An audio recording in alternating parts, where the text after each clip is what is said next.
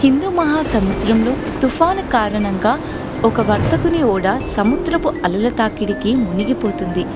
అందులో దేవేంద్ర అనే యువకుడు పనిచేసేవాడు. బీభత్సమైన వర్షములు అలల తాకిడికి ఓడ మునిగిపోయి అందరూ చనిపోతారు. ఒక దేవేంద్రుడు మాత్రమే ప్రాణాలతో ఒక ద్వీపానికి కొట్టుకు వస్తాడు. ఆ ద్వీపంలో కొబ్బరి చెట్లు, పండ్ల చెట్లు తప్ప జనావాసం ఏమీ ఉండదు. దేవేంద్రుడు ఆ ద్వీపమంతా తిరిగి చూసి తనకు దాహం వేయడంతో అటూ ఇటూ చూస్తూ ఒక కొబ్బరి చెట్టు కనపడగా కొబ్బరి చెట్టు ఎక్కి కొబ్బరికాయ నీళ్లు తాగుతూ ఉండగా దూరంగా ఒక అడవి పంది గాల్లో ఎగురుతూ రావడం చూశాడు.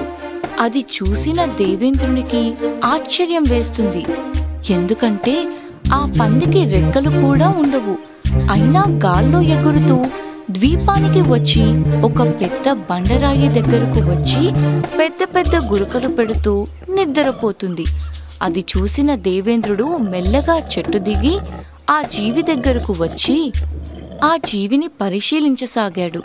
దేవేంద్రుడికి ఆ జీవి పంటిపై ఒక వజ్రము తలతలా మెరవడంతో చూసి తన మదిలో, అబ్బా, ఈ వజ్రం ఎంత విలువైనదో!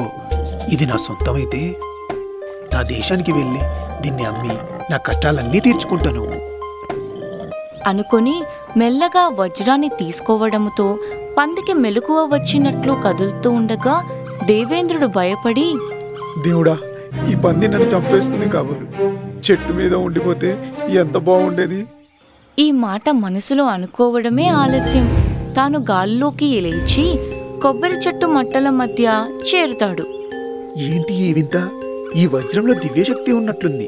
అందుకే ఈ పంది అలా గాల్లోకి ఎగురుతుంది. ఈ వజ్రము బహు అమూల్యమైనది. ఈలోగా పంది నిద్రలేచి చెట్టుపై ఉన్న దేవేంద్రుణ్ణి చూసి కోపంతో భయంకరంగా అరవడంతో దేవేంద్రుడు కొబ్బరికాయలు పందిపై విసిరి కొట్టడంతో పంది మూర్ఛపోయింది. అదే అదనుగా భావించి దేవేంద్రుడు వజ్రం సహాయంతో కిందకు వచ్చి పెద్ద రాయితో పంది తలపై కొట్టి చంపేస్తాడు.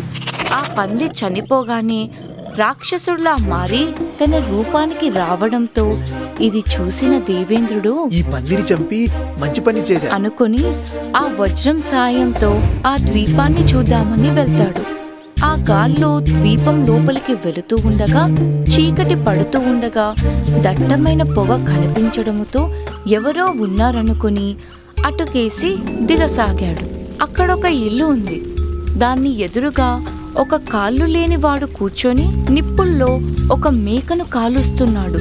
దేవేంద్రుడు అతని దగ్గరకు వెళ్ళి, అయ్యా, నాకు ఆకలిగా ఉంది. కొంచెం తిండి మరియు రాత్రికి పడుకోవడానికి కొంచెం చోటు ఇప్పించగలరు. దయచేసి మీరు ఈ సహాయం చేసి పుణ్యం కట్టుకోగలరు. ఇదిగో తీసుకో అని ఒక ముక్క దేవేంద్రుడికి ఇవ్వడం, దేవేంద్రుడు మాంసం తింటూ అతని కేసి చూడడం, ఆ వ్యక్తి దేవేంద్రుణ్ణి కోపంతో చూడడం గమనించిన దేవేంద్రుడు, వీడెవడో విచిత్రంగా ఉన్నాడు, నన్ను కూడా కలుసుకొని తినేలా చూస్తున్నాడు అని మనసులో అనుకోవడంతో తినడం అయ్యాక ఆ వ్యక్తి దేవేంద్రుడును, ఇంతకు నువ్వెవరు? ఇక్కడికి ఎలా వచ్చావు అని అడగడంతో జరిగినదంతా దేవేంద్రుడు అతనికి చెప్పడం, ఆ వజ్రం ఆ వ్యక్తికి చూపించడంతో అతను, నేను కాళ్ళు లేని వాణ్ణి, కదలలేక ఉన్నాను. నువ్వు నాకు ఆ వజ్రం ఇచ్చావంటే మహిమగల గొడ్డలిని ఇస్తాను. ఈ గొడ్డలి చాలా శక్తివంతమైనది. దీని పిడి మీద కొట్టి నిప్పు పెట్టు అంటే కట్టెలు కొట్టి నిప్పు పుట్టిస్తుంది. తల తీయి అంటే ఎదుటి వారి తల తీసేస్తుంది అని దేవేంద్రుడికి చెప్పడంతో, సరే, ఈ మారకం నాకు కూడా ఇష్టమే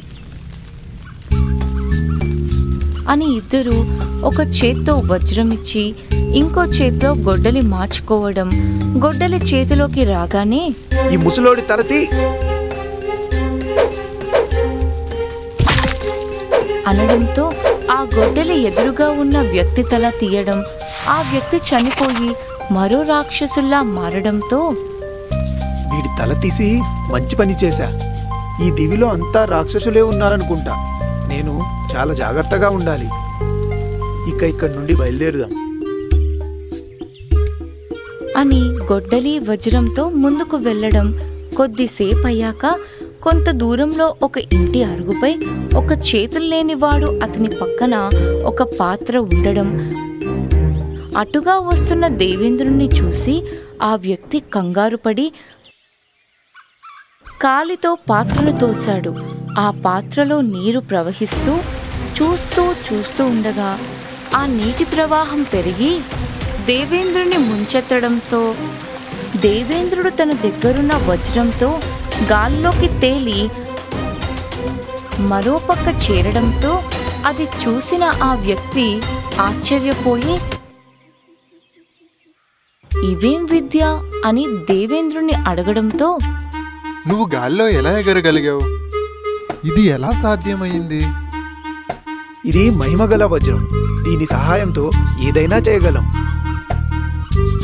అని దేవేంద్రుడు చెప్పడంతో ఆ వ్యక్తి ఆలోచిస్తూ దేవేంద్రునితో, చూడు, నా దగ్గర ఉన్న ఈ మహిమగల పాత్ర ఎంతో శక్తివంతమైనది. దీని సహాయంతో మనం కోరిన ఆహారాన్ని క్షణాల్లో తెప్పించుకోవచ్చు. మనం కోరుకున్నట్లయితే అమృతాన్ని కూడా క్షణాల్లో మన ముందు ఉంచుతుంది. చూడ్డానికి చిన్న పాత్ర అయినా దీని శక్తి ఎంతో గొప్పది. ఇది నీకు ఉపయోగకరమైనది. దీన్ని బోర్లిస్తే దీని ప్రవాహంతో రాజ్యాన్ని కూడా ముంచివేయవచ్చు. నాకు నీ వజ్రాన్ని ఇవ్వు, నీకు ఈ పాత్రని ఇస్తాను అనగానే దేవేంద్రుడు వజ్రమిస్తూ తన దగ్గరున్న గొడ్డల్ని చేత్తో పట్టుకుని ఆ పాత్రను తీసుకుని తన చేతిలో ఉన్న గొడ్డలితో ఇలా అంటాడు, తలతి.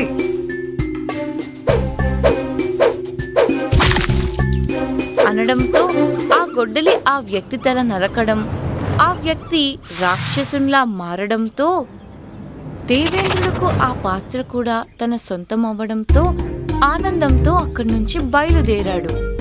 అలా దేవేంద్రుడు ఆ వస్తువులన్నింటినీ తీసుకుని అడవి గుంటా నడుచుకుంటూ వెళ్తుండగా కొంతసేపటికి ఎదురుగా కొన్ని జంతువులు గుంపుగా భయంతో పారిపోవడం.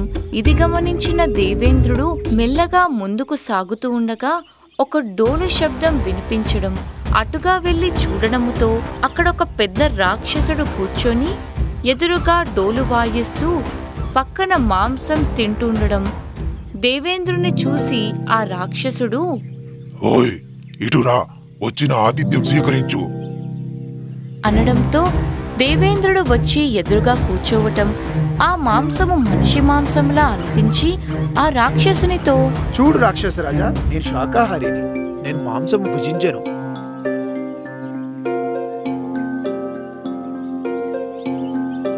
అది తన పాత్రలో నుండి భోజనము చేయడంతో ఆశ్చర్యపోయిన రాక్షసుడు, ఏంటి ఈ విద్య?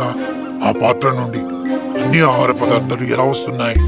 ఇది మహిమగల పాత్ర, దీని సహాయంతో మనం కోరుకున్న ఆహారం తినవచ్చు అనగానే ఆ పాత్ర నాకు ఇచ్చి ఈ డోలు నువ్వు తీసుకో. ఇది మంత్రపు డోలు. దీన్ని ఒక పక్క వాయిస్తే ఎలాంటి ప్రాణులైనా భయపడి పారిపోతాయి. ఈ అడవి మొత్తం నీ ఆధీనంలో ఉంటుంది.